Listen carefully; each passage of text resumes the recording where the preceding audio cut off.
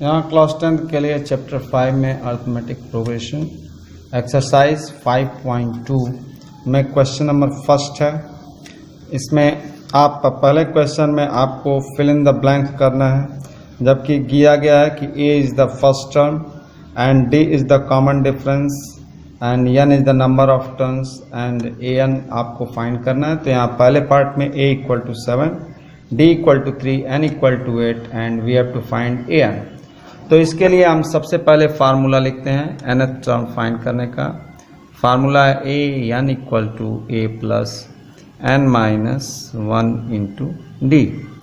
तो इस फार्मूले में हमको a n फाइंड करना है, यानी वैल्यूज़ रखेंगे।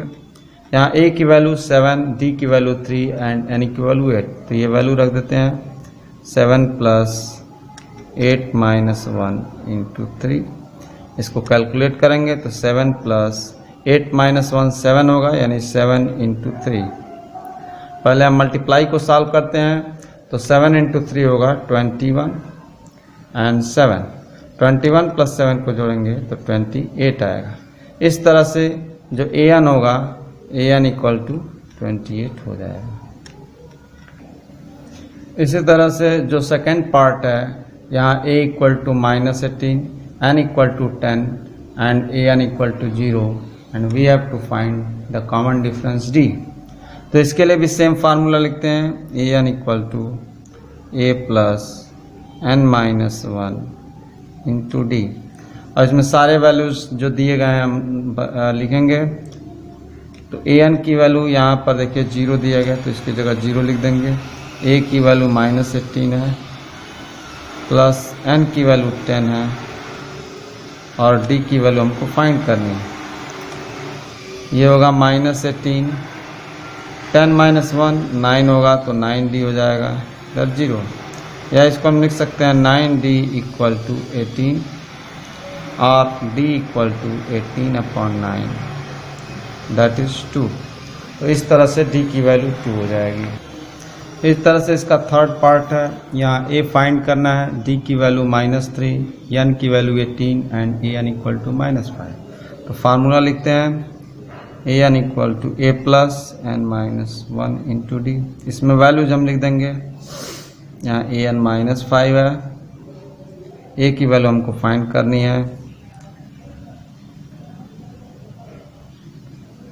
यहाँ वैल्यू हमने लिख दिया।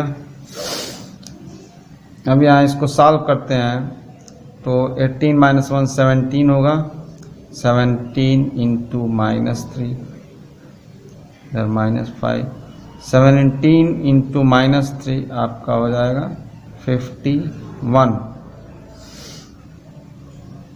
और हम लिख सकते हैं a माइनस 51 इक्वल टू -5 और a इक्वल टू 51 माइनस 5, तो ये आएगा 46। इस तरह से a की वैल्यू जो है 46 हो जाएगी। इसी तरह से इसके अदर पार्ट्स भी आप कर सकते हैं। क्वेश्चन नंबर 2 है, choose the correct choice in the following. तो फर्स्ट टर्म है 30th term of the AP 10, AP दिया गया 10, 7, 4 डैश डैश इज। मतलब इस AP का हमको 30th टर्म क्या होगा यह हमको फाइंड करना है। तो इसमें 4 ऑप्शन दिए गए हैं, A है 97, B है 77, C है -77 एंड D है -87। तो इसको हम सॉल्व करते हैं और इसका 30th टर्म निकालते हैं। तो पहले हम AP देखें तो हम कह सकते हैं फर्स्ट टर्म जो है 10 है।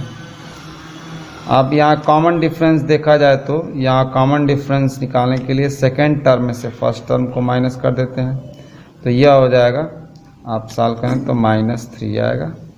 ऐसे ही देखें तो 30th टर्म है, यानी हम 30th टर्म फाइंड करना है, तो n इक्वल टू 30 हो जाएगा। तो देयरफॉर हम फार्मूला यूज करेंगे an equal to a plus n minus 1 into d. यहाँ हमको n की जगह 30 यानी 30th टर्म निकालना है, a की जगह 10, n की जगह 30 और d की वैल्यू -3।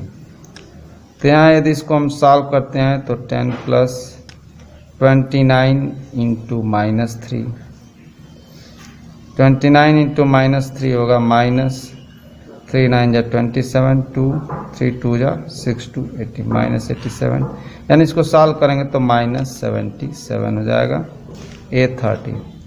इसलिए हमारा जो करेक्ट ऑप्शन होगा C is the correct option -77। इसी तरह से आप सेकंड पार्ट इसका कर सकते हैं। तो सेकंड पार्ट है 11th term of the AP -3, -1/2, -2 dash dash is. तो इसमें भी हम देखें यदि तो यहाँ पर जो फर्स्ट टर्म है वो है -3, जो कॉमन डिफरेंस है तो इसको सेकंड टर्म में से फर्स्ट टर्म को माइनस करते हैं, तो ये सेकंड टर्म हो गया -3, ये फर्स्ट टर्म हो गया। यानी इसको सॉल्व हम करेंगे तो आएगा -1/2 एंड +3, तो इसको सॉल्व करते हैं तो ये 5/2 आएगा। और जो n = है यहाँ 11 है, तो हम फार्मूला यूज़ करेंगे an = a + n-1 into d। इसमें वैल्यूज़ हम रख देते हैं। an मीन्स a 11, a की value -3, n-1 11 -1 into d means 5/2।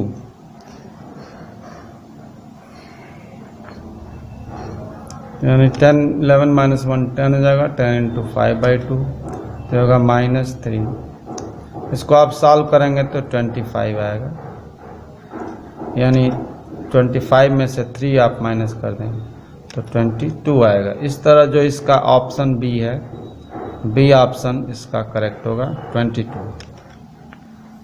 इस तरह से क्वेश्चन नंबर 3 इसका है, in the following APs find the missing term in the boxes.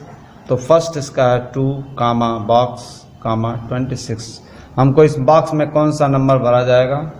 यदि ये एपी एक एपी फॉर्म करते हैं तो यदि जनरल टर्म देखा जाए यहाँ एपी का, तो हम लिखते हैं ए + d, a + 2d, इस तरह से लिखते हैं। तो ये सेकेंड टर्म, जो फर्स्ट टर्म a है, सेकेंड टर्म a + d है, थर्ड टर्म a + d। तो यदि यहाँ से देखा जाए तो यहाँ a + d हमको फाइंड करना है, यानी a की वैल्यू दी गई है, a की वैल्यू 2 है, और यहाँ a प्लस थर्ड टर्म दिया गया है, कितना है 26, यानी हम लिख सकते हैं a + 2d = 26। अब हम यह a की वैल्यू इस इक्वेशन में रख दें, a + 2d में, तो हो जाएगा 2 + 2d = 26, देन 2d = 26 - 2, ठीक है, और 26 - 2 क्या होगा, तो 24 होगा। 2d = 24, देन d = 24/2, 2 से डिवाइड करेंगे तो ये 12 आएगा। तो d की वैल्यू जब 12 आ गई तो therefore second term a + d = हम लिख सकते हैं 2 + 12, और 2 + 12 क्या होगा, तो 14 हो जाएगा। तो इस तरह से जो सेकेंड टर्म होगा जो कि a + d है वो 14 हो जाएगा। इसी तरह जो सेकेंड इसका पार्ट है, बॉक्स, फिर 13, फिर बॉक्स और फिर 3, इस तरह से 4 टर्म दिए गए हैं। अब 2 टर्म दिए गए हैं, आपको 2 और फाइंड करना है। तो यहाँ भी देखें तो आपको फर्स्ट टर्म फाइंड करना है, ये फर्स्ट टर्म, और जो सेकेंड टर्म है, यानी सेकेंड टर्म क्या है, तो a + d, a + d यहाँ पे 13 है, और ये आपका फोर्थ टर्म भी दिया है, तो फोर्थ टर्म होगा a + 3d = 3, ठीक है। अब इन दोनों इक्वेशन को सॉल्व करके हम a और d की वैल्यू फाइंड करेंगे। तो सॉल्व करने के लिए आप चाहें तो एलिमिनेशन मेथड यूज़ कर लें और सब्स्टिट्यूशन मेथड यूज़ कर लें। तो हम यहाँ पर एलिमिनेशन मेथड ही सॉल्व करते हैं। तो subtract second equation from first, यानी हम लिख सकते हैं a + d = 13 and a + 3d = 3।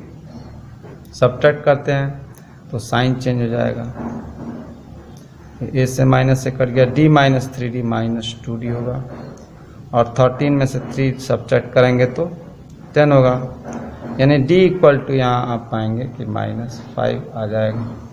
अब यह d की वैल्यू जो -5 है इक्वेशन फर्स्ट में रख दीजिए, put d equal to -5 in equation first, तो है a plus d equal to 13, यहाँ d इक्वल टू -5 तो a प्लस -5 और a equal to 13 plus 5 that is 18। तो देयरफॉर फर्स्ट जो हो गया a इक्वल टू 18 जो कि फर्स्ट टर्म होगा, और दूसरा आपका थर्ड टर्म, तो थर्ड टर्म यहाँ होगा a3 equal to a plus 2d, तो 18 प्लस 2 इंटू d -5, ठीक है। यानी इसको यदि आप सॉल्व कर लें तो ये आपका 18 माइनस 10 यानी ये 8 आपका हो जाएगा। ये थर्ड पार्ट है 5 बॉक्स फिर कॉमा बॉक्स और लास्ट है 9 कंप्लीट 1/2। तो यहाँ पर देखा जाए तो यहाँ फर्स्ट टर्म जो है वो 5 है, और जो यह फोर्थ टर्म है तो फोर्थ टर्म जो है 9 कंप्लीट हाफ है। फोर्थ टर्म हम लिख सकते हैं a प्लस 3d, तो a प्लस 3d यहाँ पे 9, इसको यदि सिंपल फ्रैक्शन में बदलते हैं तो 9 टू जा 18, 18 1 19/2 ये हो जाएगा। तो यहाँ put a equal to 5, put a equal to 5, तो हम क्या करते हैं 5 प्लस 3d इक्वल टू 19/2 और 3d इक्वल टू हम लिख सकते हैं 19/2 माइनस 5, या इसको एलसीएम आप लेते हैं तो एलसीएम होगा 19 माइनस 10, 2 का 5 में मल्टीप्लाई हो जाएगा यानी 9/2, ये आपका 3d हो गया। तो देयरफॉर d इक्वल टू 9/2, 3 से डिवाइड हो जाएगा यानी ये आपका आएगा 3/2, ये d हो गया। तो a हमको मालूम है, d मालूम है 3/2, तो हमको निकालना सेकेंड टर्म, तो यहाँ सेकेंड टर्म हो जाएगा a प्लस d। अब यहाँ वैल्यू रख दे तो 5 प्लस 3/2, इसको आप सॉल्व करेंगे तो यहाँ 2 एलसीएम हो गया, 2 5 जा 10 प्लस 3 13/2 हो जाएगा, ठीक है। इसी तरह से आप जो है यहाँ थर्ड टर्म फाइंड कर सकते हैं, a3 तो a प्लस 2d, यहाँ वैल्यू रख दीजिए 5 प्लस 2 इंटू 3/2, या इसको सॉल्व करेंगे तो 5 plus 3 that is equal to 8। इस तरह से थर्ड टर्म 8 हो गया। इसका फोर्थ पार्ट है -4 कामा बॉक्स, 4 बॉक्स दिए गए, फिर कामा 6। तो यहाँ देखा है तो a जो है फर्स्ट टर्म जो है -4 है, और ये आपका कौन सा टर्म है 1 2 3 4 5 6 टर्म जो है 6 है, यानी a6 टर्म इक्वल टू 6, मतलब इसका ये होगा कि a प्लस 5d 6 टर्म होगा और ये 6 के बराबर है। अब इसमें a की वैल्यू हम रख दें, पुट a इक्वल टू -4, तो -4 plus 5d equal to 6, 5d equal to 6 plus 4 that is equal to 10, तो d इक्वल टू हम लिख सकते हैं 2। तो इस तरह से अब आप सेकेंड टर्म लिख सकते हैं a plus d, second term होगा a plus d -4 plus 2 that is equal to -2। इसी तरह थर्ड टर्म, तो थर्ड टर्म आप लिख सकते हैं a प्लस 2d। इसी तरह से fourth term a plus 3d और fifth term a plus 4d। तो इस तरह से आप अदर टर्म फाइंड कर सकते हैं।